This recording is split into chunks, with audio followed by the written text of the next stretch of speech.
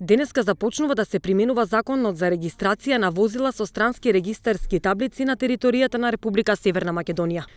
Со овој закон се уредуваат постапката и условите за регистрација на моторни возила за превоз на патници, возила за превоз на товар, возила на 2 и 3 тркала и квадрацикли и приколки, вклучително и полуприколки, со странски регистарски таблици кои влегли на територијата на Република Северна Македонија до 1 октомври 2020 година и условите за користење на финансиските бенефиции за регистрација на овие возила.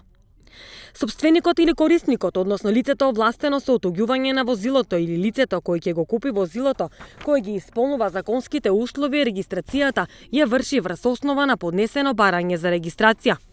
Целта на овој закон е да се регистрираат возилата со странски таблици со намалени давачки до 50% од утврдената вредност на сите давачки кои се наплатуваат при увоз на возила од страна на надлежните државни органи.